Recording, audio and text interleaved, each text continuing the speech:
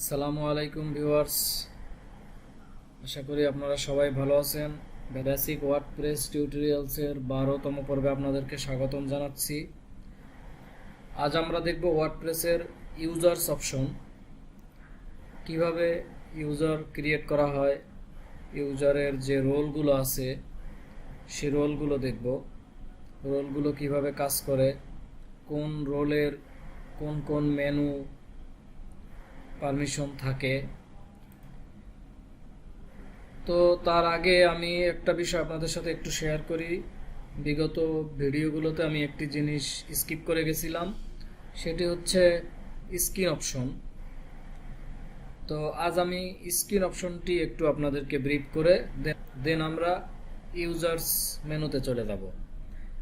তো স্ক্রিন অপশনটা কি আসলে? ওয়ার্ডপ্রেসে স্ক্রিন অপশন হচ্ছে, দেখুন আমি এখন এই যে ড্যাশবোর্ডে আছি, এখানে দেখুন এই যে স্ক্রিন অপশন নামে একটি বাটন আছে। এই বাটনে ক্লিক করলে এখানে কিছু জিনিস থাকে, চেকবক্স অ্যালাউ করা যায় এবং ডিসঅ্যালাউ করা যায়। তো এখানে দেখুন এই যে কুইক ড্রাফটসকে যদি অ্যালাউ করি তাহলে এখানে একটি কুইক ড্রাফট অপশন চলে আসছে। এখান থেকে যদি আমি এই যে ওয়েলকাম অ্যালাউ করি তাহলে এই যে ওয়েলকাম একটি মেসেজ এখানে চলে আসছে। এটিকে আবার চাইলে এখান থেকে ডিসমিস করা যায়। তো এইটি হচ্ছে স্ক্রিন অপশন, মানে আমি স্ক্রিনে কি কি দেখাবো আর কি কি দেখাবো না। তো এখান থেকে যদি আমি এই যে অ্যাক্টিভিটি উঠাই দেই, কুইক ড্রাফটস উঠাই দেই, এই যে নিউজ অ্যান্ড ইভেন্টস উঠাই দেই, তাহলে শুধুমাত্র আমি রাখলাম কি site health status. At a glance যদি রাখি তাহলে এখানে আমি দেখতে পারবো আমার কতগুলো পোস্ট করা আছে, কতগুলো পেজ করা আছে, কতগুলো কমেন্ট করা আছে, এই বিষয়গুলো আমরা এখানে দেখতে পারবো। এটাকে ধরে আবার ড্র্যাগ অ্যান্ড ড্রপ করে আমরা সিরিয়াল করতে পারবো। তো এটাই আবার যদি আমরা পোস্ট অপশনে যাই, দেখুন এখানেও স্ক্রিন অপশন আছে, আমাদের সবগুলো অ্যালাউ করা আছে। তো এখানে দেখুন যা যা আছে, এখান থেকে আমরা যদি এই যে কমেন্ট এটিকে ডিসঅ্যালাউ করি তাহলে এই লিস্ট থেকে কমেন্টের কলামটি চলে গেল। এখন আমরা যদি ট্যাগের কলামটি ডিসঅ্যালাউ করে দেই তাহলে ট্যাগ চলে গেল। যদি ক্যাটাগরি ডিসঅ্যালাউ করি তাহলে ক্যাটাগরি চলে গেল। তো ক্যাটাগরিটা আমাদের ইম্পর্টেন্ট, এই জন্য এটিকে আমরা অ্যালাউ করে রাখলাম, কমেন্টটিও অ্যালাউ করে রাখলাম। এরপরে আমরা পেজ অপশনে যাই, দেখুন এখানেও স্ক্রিন অপশন আছে। এখান থেকেও আমরা চাইলে এই যে অথর মনে করেন এটিকে আমরা ডিসঅ্যালাউ করতে পারি, কমেন্ট আছে, ডেট আছে, এগুলো আমরা এখান থেকে স্ক্রিন অপশন ইউজ করতে পারি। দেখুন আবার এই যে অ্যাপিয়ারেন্সে গেলে এখানে স্ক্রিন অপশন নাই। তো যেখানে যেখানে প্রয়োজন, যেখানে যেখানে লিস্ট আছে এক কথায়, সেখানে সেখানে স্ক্রিন অপশন আছে। প্লাগইনসে যদি যাই এখানে দেখুন স্ক্রিন অপশন আছে, এই দুটি আছে, একটি ডেসক্রিপশন আর একটি অটোমেটিক আপডেট। দুটি আমাদের প্রয়োজন। যদি চান যে ডেসক্রিপশন রাখবেন না, আপনি ডিসঅ্যালাউ করে দিতে পারেন। তো আশা করি স্ক্রিন অপশনটি আপনারা খুব ভালোভাবে বুঝতে পারছেন।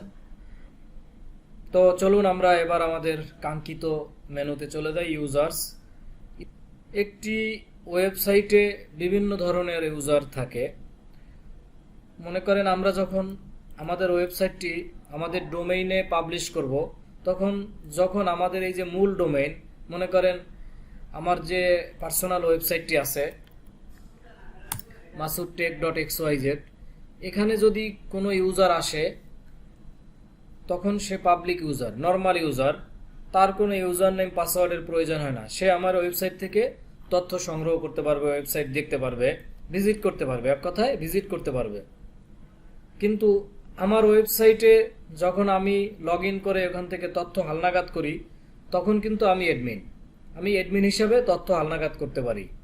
আমি যদি কাউকে নির্দিষ্ট কিছু পারমিশন দিয়ে রাখি, শুধুমাত্র কি করবে, এই যে মাই স্কিল এই অংশটা সে আপডেট করতে পারবে। তাকে যদি আমি বলি সে অথর বা এডিটর, কিন্তু টোটালি সব কিছু যে মেনটেন করতে পারবে সে হচ্ছে অ্যাডমিনিস্ট্রেটর।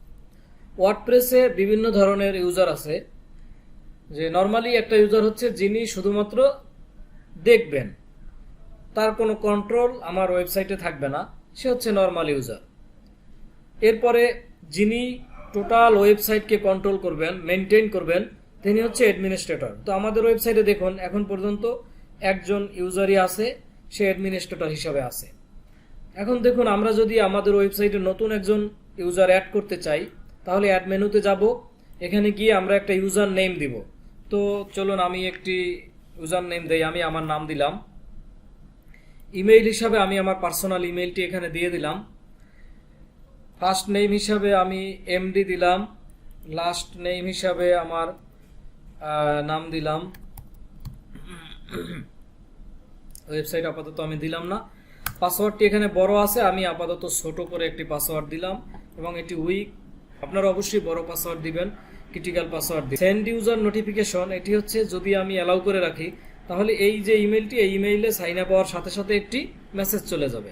এখানে রোল একটি অপশন আছে, দিস ইজ মোস্ট ইম্পর্টেন্ট। এখানে ডিফল্ট ভাবে আছে সাবস্ক্রাইবার, তারপরে আছে কন্ট্রিবিউটর, তারপরে অথর, এডিটর, অ্যাডমিনিস্ট্রেটর।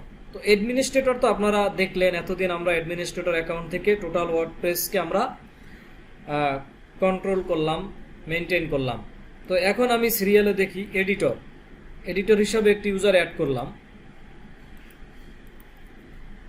তো দেখুন এখন যদি আমি একটি নতুন ব্রাউজার অ্যাড করি, আমি নতুন একটা ব্রাউজার নিলাম, এখান থেকে নিয়ে আমি হচ্ছে এখানে আমার ওয়েবসাইটের হোম পেজে চলে গেলাম। এখান থেকে যদি আমরা জানি কিভাবে আমরা লগইন পেজ খুঁজে পাবো, wp-admin, এখানে গিয়ে যদি আমার ইউজার নেম এবং আমার পাসওয়ার্ডটি দিলাম, পাসওয়ার্ডটি হচ্ছে 12345, এটি দিছিলাম সম্ভবত 12345 দিছিলাম। আচ্ছা, এটি দেওয়ার পরে দেখুন এখানে আমি লগ ইন করতে পারলাম। তো দেখুন এই যে ইন্টারফেস আর এই ইউজারের ইন্টারফেস কি এক? এখানে দেখুন কতগুলো মেনু আছে।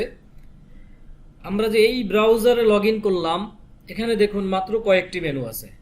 অবশ্যই অ্যাডমিনিস্ট্রেটর এবং এডিটরের পার্থক্যটা আপনারা বুঝতে পারছেন। দেখুন এখানে কিন্তু অ্যাপিয়ারেন্স অপশনটি নেই, ইউজার্স অপশনটি নেই, সেটিংস নেই। দেখুন এখানে কিন্তু আমার সেটিংস আছে, টুলস আছে, ইউজার্স আছে, প্লাগইনস আছে, অ্যাপিয়ারেন্স আছে, এগুলো এখানে এই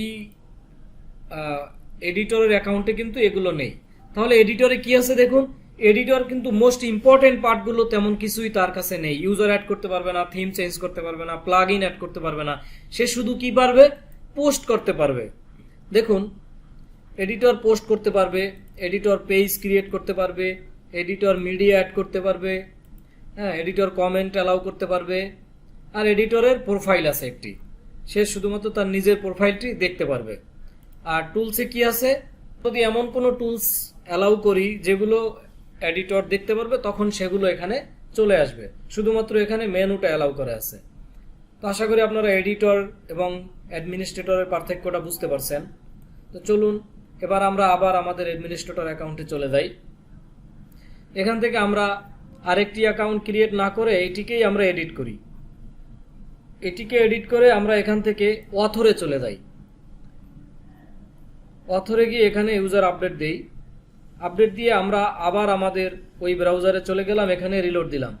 দেখুন এখান থেকে পেজ ক্রিয়েটর অপশনটি চলে গেছে, ক্যাটাগরি অ্যাড করার অপশনটি চলে গেছে। এখানে কি আছে, শুধুমাত্র পোস্টের অপশনটি, এখানে শুধু পোস্ট করতে পারবে, বাকিগুলো ঠিক আছে। তাহলে অথর পেজ নিয়ে কোনো কাজ করতে পারবে না, অথর শুধুমাত্র পোস্ট করতে পারবে। মানে এক কথায় সে কন্টেন্ট রাইট করতে পারবে, সে পাবলিশার, এক কথায় সে পাবলিশার হিসাবে কাজ করতে পারবে। এরপরে চলুন আমরা আবার অ্যাডমিনিস্ট্রেটর অ্যাকাউন্টে চলে যাই। এখান থেকে আমরা কন্ট্রিবিউটরে চলে গেলাম। কন্ট্রিবিউটর দিয়ে হচ্ছে ইউজারকে আপডেট দিলাম, দিয়ে আমরা যদি আবার এখানে রিলোড দেই, তো রিলোড দিলে দেখুন এখানে আমাদের একটি মিডিয়া অপশন ছিল, সে মিডিয়া অপশনটি চলে গেছে। দেখুন কন্ট্রিবিউটর শুধুমাত্র পোস্ট করতে পারবে, সে আর কিছুই করতে পারবে না। একটি পোস্ট করতে পারবে এবং দেখতে পারবে, তার এডিটের পারমিশন নাই, তার হচ্ছে এখানে দেখুন ডিলিটের পারমিশন নাই, হ্যাঁ, তার এখানে তেমন কিছুই নাই, সে শুধুমাত্র পোস্ট করবে। এখানে দেখুন তার হচ্ছে এই যে ছবি আপলোড করার অপশনটিও কিন্তু এখানে নাই, সে শুধুমাত্র কন্টেন্ট লিখতে পারবে। এই কন্টেন্টের জন্য সে নিজে আবার পাবলিশও করতে পারবে না। দেখুন এই যে সাবমিট ফর রিভিউ, এই সাবমিট ফর রিভিউতে ক্লিক করে একজন এডিটর আবার সেটিকে, এডিটর বা অ্যাডমিনিস্ট্রেটর এটিকে অ্যাপ্রুভ করবে। তার মানে কন্ট্রিবিউটর সে এখানে শুধু লিখতে পারবে, আর কিছুই করতে পারবে না। কমেন্টগুলো দেখতে পারবে, সে ডিলিট করতে পারবে না। দেখুন এখানে তার জন্য ওই যে অ্যাপ্রুভ বাটন টাটন এগুলো কিছু নাই। এরপরে চলুন আমরা আবার অ্যাডমিনিস্ট্রেটর অ্যাকাউন্টে চলে যাই। এখান থেকে হচ্ছে আমরা শুধুমাত্র সাবস্ক্রাইবার, যেটি ডিফল্ট ভাবে যে রোলটি থাকে সেটিকে সিলেক্ট করে এখানে আপডেট দিলাম। আপডেট দিয়ে আমরা আবার নতুন ব্রাউজারে চলে গেলাম। রিলোড দেওয়ার পরে বলতেছে you are not allowed to access this page, মানে হচ্ছে এই যে কমেন্ট পেজে ছিলাম, তো এই কমেন্ট পেজটি সাবস্ক্রাইবার অ্যাকাউন্টের জন্য না। তো আমরা এখান থেকে একটু ব্যাকে যাই। ব্যাকে গিয়ে হচ্ছে আমরা শুধুমাত্র এই যে ডাব্লিউপি অ্যাডমিন এখানে গেলাম। এখানে গিয়ে শুধুমাত্র আমরা সাবস্ক্রাইবার হিসেবে কি পাইলাম দেখুন, আমি শুধুমাত্র ড্যাশবোর্ড দেখতে পারবো, আর হচ্ছে শুধু সাবস্ক্রাইবার তার নিজের প্রোফাইলটি দেখতে পারবে। ড্যাশবোর্ডে কি আছে, ড্যাশবোর্ডে আমরা যা অ্যালাউ করে রাখি সেইগুলো সে শুধু দেখতে পারবে।